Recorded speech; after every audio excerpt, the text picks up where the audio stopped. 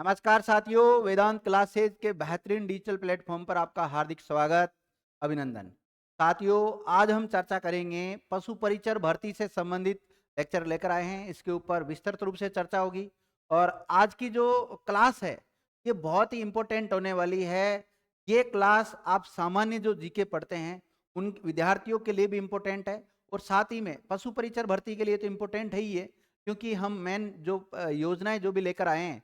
आज का टॉपिक का नाम आपको थंबनेल में दिखाई दे रहा है कि पशुपालन विभाग की जो प्रमुख योजनाएं होती हैं, चाहे उसमें केंद्र सरकार से संबंधित योजनाएं हो, चाहे राजस्थान सरकार से संबंधित योजनाएं हो, जितनी भी योजनाएं पशुओं से संबंधित चल रही है उन तमाम योजनाओं के बारे में, उनमें भी जो मुख्य मुख्य योजनाएं हैं उन सभी योजनाओं के बारे में जानेंगे। जब भी आप किसी योजना को पढ़ते हैं तो योजना के बारे में कौन कौन से बिंदु के ऊपर चर्चा करनी होती है। तो सबसे पहले तो ये पता होना चाहिए आपको कि वो योजना मतलब सेंट्रल लेवल की है या स्टेट लेवल की है। सबसे पहले तो ये देखना होता है। फिर बाद में देखा जाता है कि इसका जो आरंभ है वो किसने किया और साथ ही में इस योजना का उद्देश्य क्या है।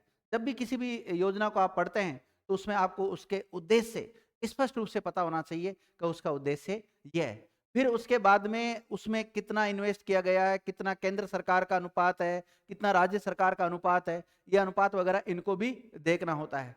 तो यहाँ हम कुछ योजनाएं हैं, उन योजनाओं के बारे में देख लेते हैं।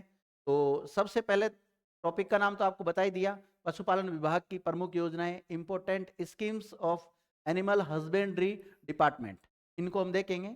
तो कुछ भारत सरकार की योजनाएं हैं, उसमें सबसे पहले जो योजना है वो है ग्राम आधार योजना। तो ग्राम आधार योजना प्रारंभ कब हुई, सबसे पहले तो ये पता होना चाहिए। तो ये अगस्त 1952 में इस योजना को चालू किया गया था। जब प्रथम पंचवर्षीय योजना की शुरुआत हुई थी उसी दौरान ये योजना लेकर आए थे और योजना का नाम क्या था, ग्राम आधार योजना 1952, ये आपको याद रखनी है।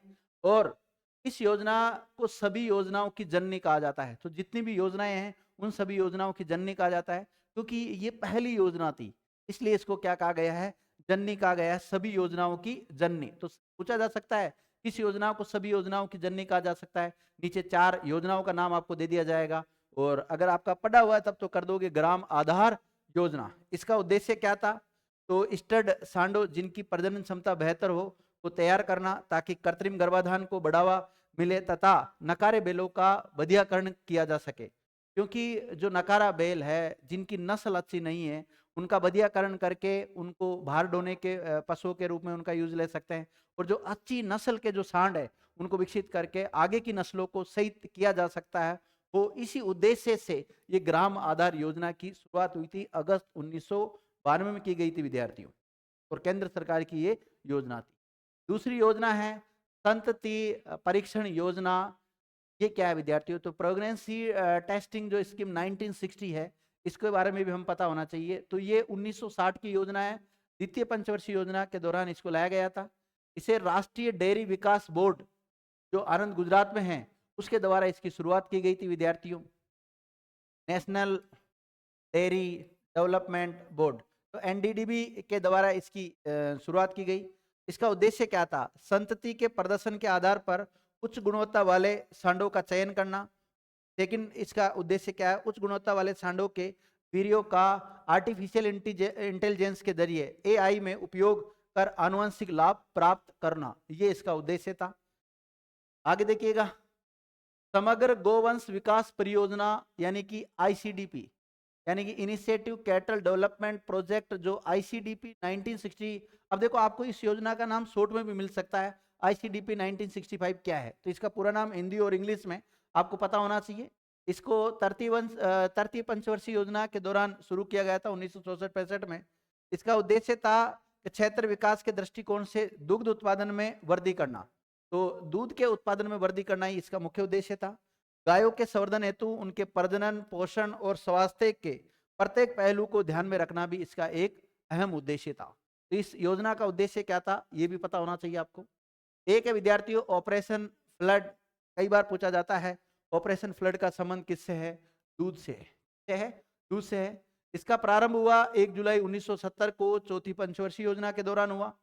ये राष्ट्रीय डेयरी विकास बोर्ड के द्वारा इसकी शुरुआत की गई। तो कई बार पूछा जाता है किसके द्वारा शुरुआत की गई थी, तो राष्ट्रीय डेयरी विकास बोर्ड के द्वारा इसका प्रारंभ हुआ।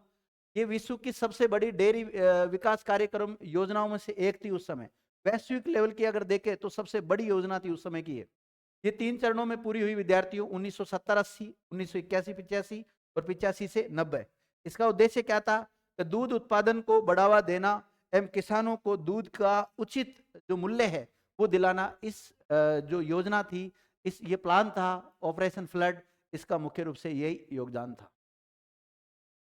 अगली योजना है विद्यार्थियों राष्ट्रीय गोकुल मिशन, आरजीएम के नाम से भी जानी जाती है। आरजीएम 2014 के नाम से इसको जाना जाता है, यानी कि राष्ट्रीय गोकुल मिशन।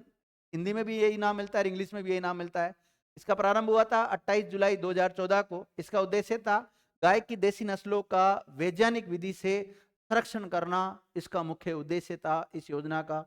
अगली योजना है गोवर्धन योजना।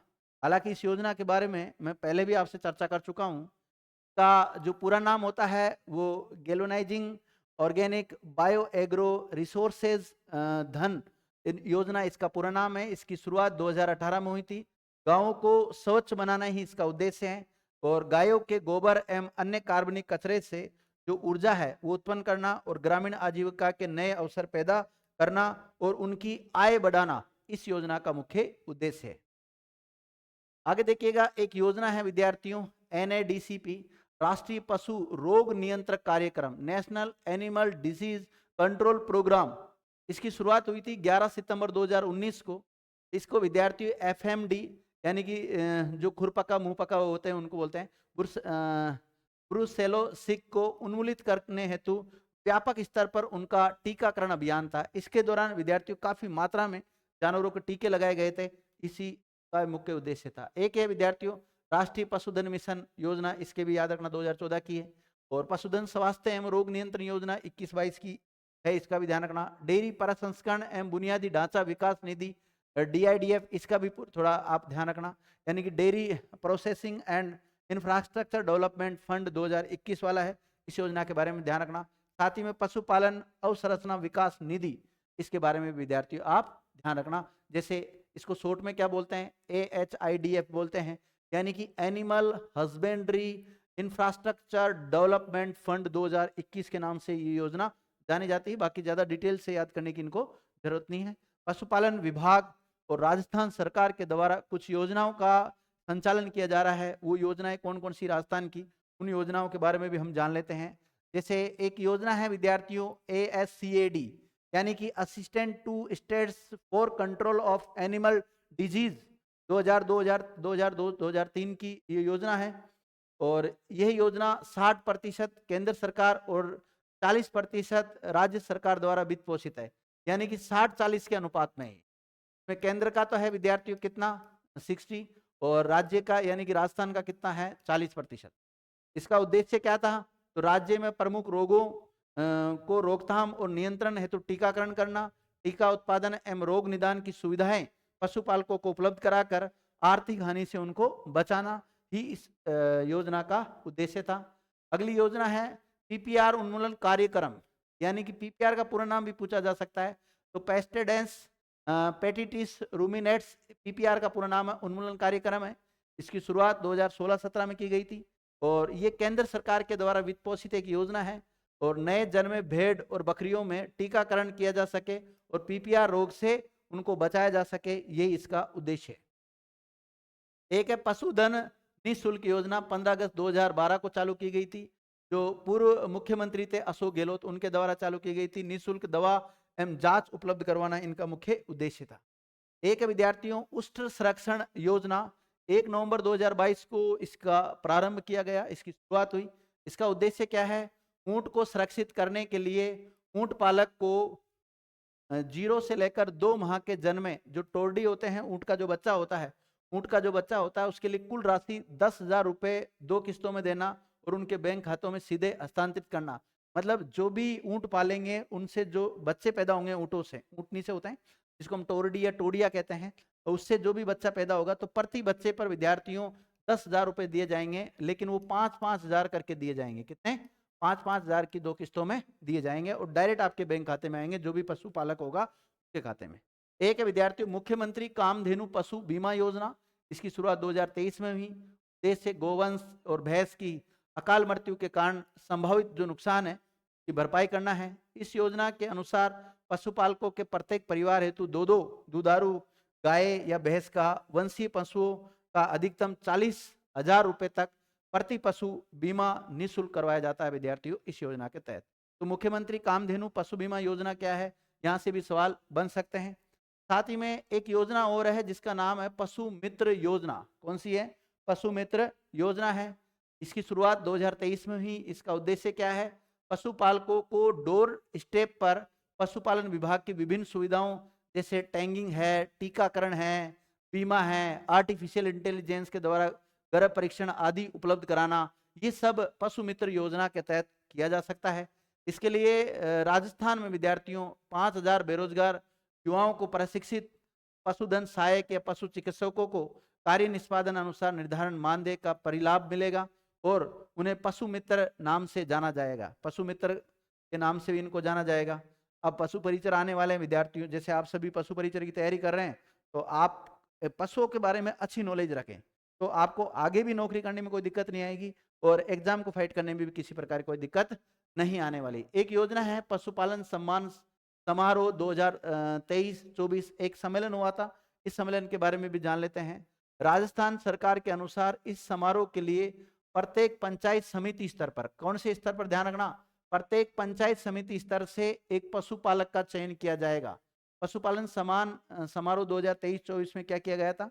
तो इसमें किया गया था कि प्रत्येक जो भी पंचायत समिति है वहां से एक पशुपालक का चयन किया जाएगा, जिसे जिले की पंचायत समितियों के स्तर पर प्रथम स्थान पर चयनित पशुपालकों में 2 का चयन जिला स्तर पर किया जाएगा। तो एक जिले से कितने हो गए विद्यार्थियों? 2 हो गए। पहले तो पंचायत स्तर पर किया गया और उनमें से सब में से छांट कर 2 का जिला स्तर पर किया गया। चयनित पशुपालक को पंचायत समिति स्तर पर तो 10,000 रुपए और जिला स्तर पर अगर चयन हो जाता है तो 25,000 रुपए और राज्य स्तर पर अगर चयन हो जाता है तो 50,000 रुपए की राशि प्रोत्साहन स्वरूप राज्य स्तरीय पशुपालक सम्मान समारोह आयोजित कर प्रदान की जाएगी। तो विद्यार्थियों इस प्रकार की जो पंचायत स्तर पर राशि कितनी दी गई उनका चयन होने पर, तो 10,000 रुपए और जिला स्तर पर कितनी दी गई? 25,000 और राज्य स्तर पर अगर उनका चयन हो जाता है तो फिर ऐसी स्थिति में उनको 50,000 रुपए की ये व्यवस्था की गई है विद्यार्थियों, जिससे उनको प्रोत्साहन मिल सके, पशुपालन को बढ़ावा दे सके वो के लिए। इसी प्रकार एक मोटिवेशनल कोड है, खुदा तो सबके साथ है, का तो सब पे हाथ है, बस मदद उनकी करता है जिनमें कुछ कर दिखाने की बात है। इसी मोटिवेशनल कोड के साथ आज की क्लास को यहीं विराम देते हैं। थैंक यू मित्रों, धन्यवाद।